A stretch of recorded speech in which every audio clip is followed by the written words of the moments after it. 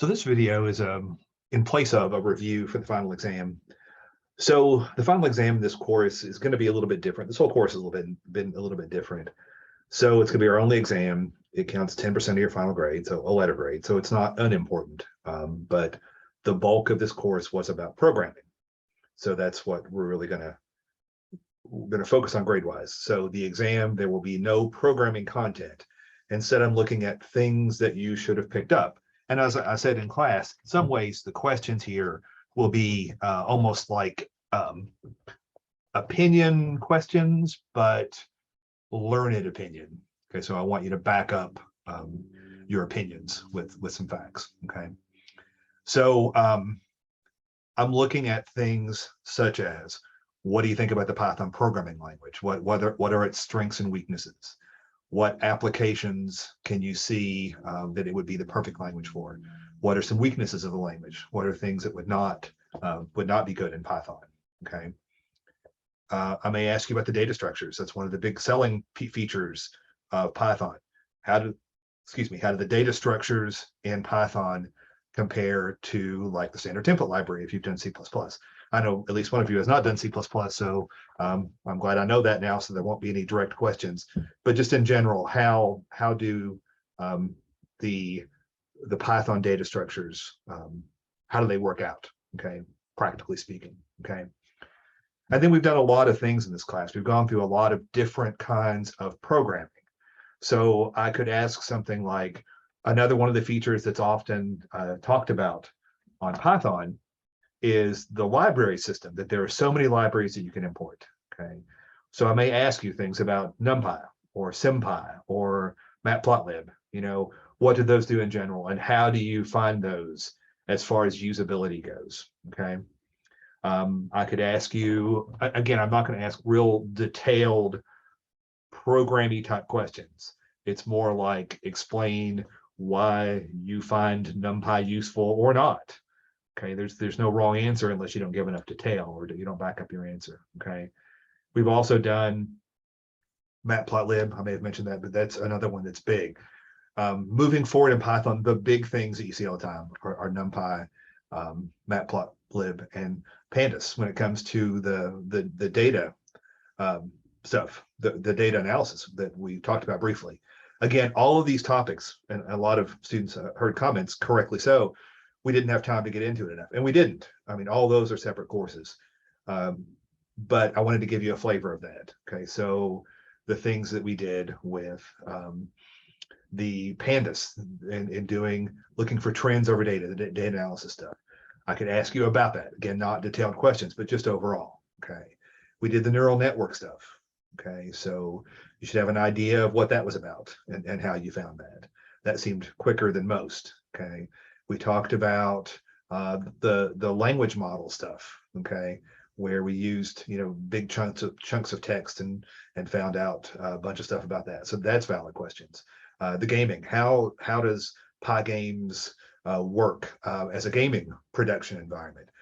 Would you create a game in Pygames that you would sell, or what are the problems with that? So just be thinking about those issues is kind of where we're looking at. Okay, there could be questions about the class structure, how you thought that worked. Again, I liked it, I hated it, or not good answers, but a considered opinion on having it be so program forward would certainly be a possible question. Okay,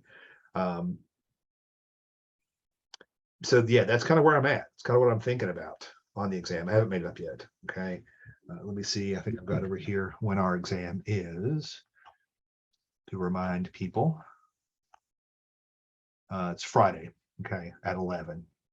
So it's the last day of final exams. Okay, I know one student already has to take the exam early, so that will be at Wednesday, either at 8 or at 11. If anybody else needs to take the exam early, I don't have a big issue with that. Just let me know in advance so I have enough places to put people in, and that's really the only time you can take it is Wednesday at 8 or 11. Okay, if you need an alternate day. Okay, that's about it. again, this was the first time I've taught this class in this fashion. So I overall was happy with it. I think that most people did well. Um, so going forward, I think I'm going to continue on with that unless you have really good opinions for why it's a bad idea. It allowed us to focus more on the code to get some stuff done in class. And I think that worked out well. There are a few topics that I would have liked to hit. We just didn't have time. So I'll mention them here. If you're going to go on in Python, it's certainly something to look into. One of the big ones we didn't hit, we probably should have, there's a library called itertools, ITERTOOLS. itertools is a collection. It's built in. You don't have to download anything for it. It's a built-in library that has a bunch of tools that give you iteration objects. Okay, so if you've had C++ or had data structures where we use the iterators from the standard template library, they're very similar to that, and that gets used by a bunch of different applications. Okay. The other thing we didn't talk about much are generators, and what generators do. Basically, you have a function that produces a number or some kind of output.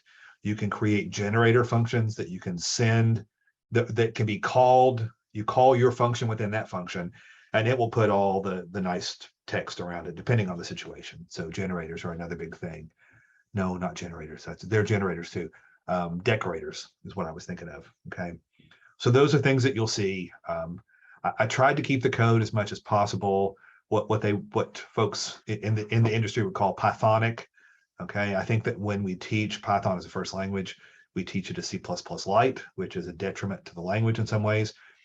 Python is much more functionally oriented than C++ is. So a lot of those features are in there. Things like list comprehension is something that, I mean, it won't be on the exam, but that's the kind of thing that makes Python a very functional type language. It's not full functional at all, but it certainly has some of those features. It's a hybrid of functional and object oriented or what's the other thing called? Anyway, the normal programming that we do, procedural. That's the other one. So yeah, those are a few things that I would have liked to have covered. We didn't cover in enough detail, but hopefully you've got a good flavor of Python and what you can do with it and how useful it is. Okay. So the exam's on Friday. So if you have questions before then, I will be around. This is a week from the exam. So this is Friday, May 5th. So I'll be around this afternoon on campus a little bit. If you have questions, you can also, of course, email me, text me, whatever, message me, whatever you want. So that's the basic idea. Okay. I will also be on campus Monday, Wednesday, Friday of next week for parts of those days. I won't stick around a lot after my exams, but maybe there's some. Okay. So as always, if you have any questions, make sure that you let me know.